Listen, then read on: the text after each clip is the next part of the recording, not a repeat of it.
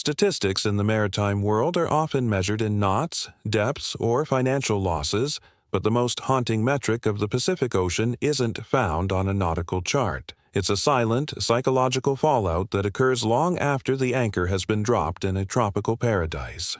According to data gathered from long-distance cruising associations and veteran solo circumnavigators, approximately 25% of individuals who complete a solo crossing of the Pacific, the largest and most isolating body of water on the planet, never set foot on a sailboat again. They don't just stop crossing oceans. They walk away from the sport entirely, often selling their vessels for a fraction of their value and refusing to discuss the reasons with their peers. While the sailing community celebrates the triumph of the crossing, a quarter of its participants are quietly enduring a profound existential shift. The ocean didn't break their boats. It broke their desire to be upon it. This phenomenon remains largely unexplained in mainstream maritime literature because it touches on a taboo subject, the point where the human mind, pushed into the void of absolute isolation, fundamentally rewires itself in a way that makes the freedom of the sea feel like a sentence they've already served. To understand why a successful voyage results in a permanent retirement, one must look past the postcards of turquoise water and into the brutal reality of the Pacific's scale. A solo crossing from the Americas to French Polynesia or beyond involves a minimum of 20 to 40 days of total solitude. During this window, the sailor is the only sentient being in a 1,000-mile radius. This isn't just being alone. It is a state of extreme environmental isolation that triggers a specific neurological response. The brain, starved of social feedback and varied sensory input, enters a state of hypervigilance. Every creak of the hull, every shift in the wind's pitch, and every unusual ripple on the water is processed as a potential life-threatening event. For 24 hours a day, for weeks on end, the amygdala, the brain's fear center, is stuck in the on position. When these sailors finally reach land, the sudden cessation of this chronic stress doesn't always result in relief. Instead, it can lead to a rebound effect, where the brain associates the boat not with adventure, but with a state of intolerable, sustained trauma. The psychological community refers to a similar state in other extreme environments as post-expedition depression, but in the context of solo sailing, it takes a more visceral form. The 1 in 4 who quit often describe a feeling of having seen too much. This isn't necessarily a reference to a specific storm or a near miss with a container ship. Rather, it's the cumulative weight of the Pacific's indifference. When you are alone in the middle of 60 million square miles of water, the realization of your own insignificance isn't just a philosophical thought, it's a physical weight. Many sailors report that by the time they reached the halfway point, the pole of inaccessibility, they experienced a profound sense of existential dread that never truly left them. They realized that if they tripped, if a shroud snapped, or if their heart faltered, the universe would continue its rhythmic swell without a second of hesitation. For some, this realization is enlightening. For the 25% who quit, it is a soul-crushing revelation that strips the joy from the horizon. Have you ever felt a sense of overwhelming insignificance when faced with the power of nature? Does the idea of absolute solitude attract you or terrify you? Share your thoughts on the mental toll of the ocean in the comments below. Another technical factor that contributes to this mass exodus from the sea is the reintegration failure. The transition from a world where you are the absolute master of a tiny, floating universe to a world of traffic lights, taxes, and small talk is jarring. Solo sailors who cross the Pacific often find that their social muscles have atrophied. They return to a society that wants to hear exciting stories about storms, but they find themselves unable to explain the quiet, crushing moments of the 3 a.m. watch. The disconnect between their internal experience and the external expectations of land dwellers creates a sense of profound alienation. They feel like ghosts in their own lives. Selling the boat becomes a way to exorcise the memory of that alienation, a desperate attempt to become normal again by removing the primary trigger of their displacement.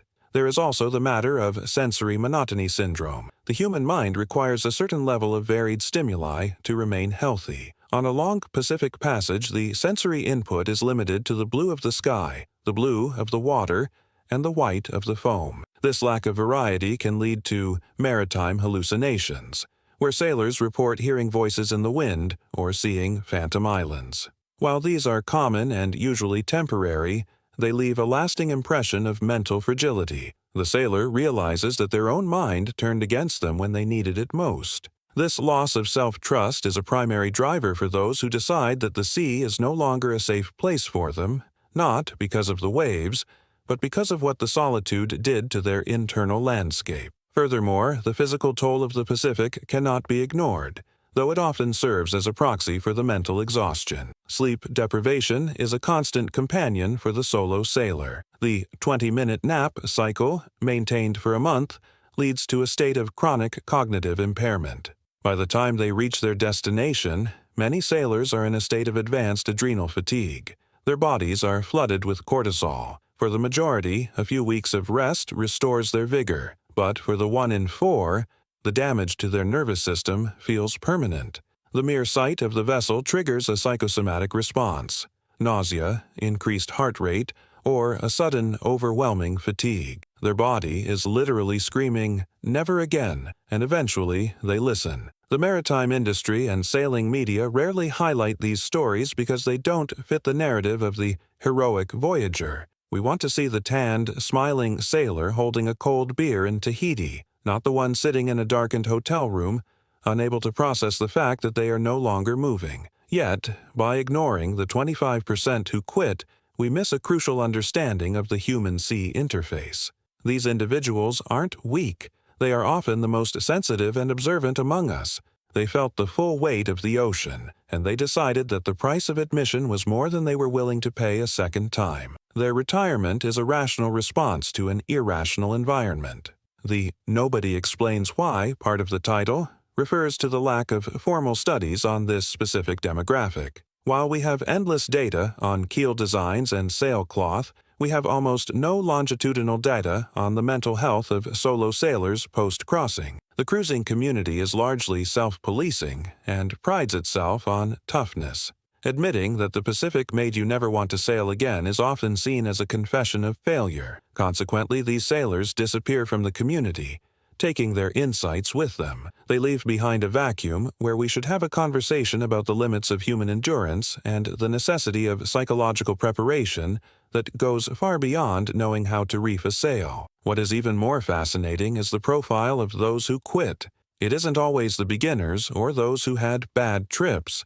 Often, it is the most prepared, most technical sailors, those who did everything right, who walk away. Perhaps it's because they realize that even with $100,000 in safety gear and perfect weather routing, they were still entirely at the mercy of a force that didn't know they existed. The illusion of control is a necessary component of the sailing ego. The Pacific has a way of stripping that illusion bare, and for some, the naked truth is simply too cold to bear. As we look at the growing number of solo sailors attempting long-distance crossings, fueled by YouTube channels and the digital nomad lifestyle, we must ask if we are preparing people for the mental reality of the void.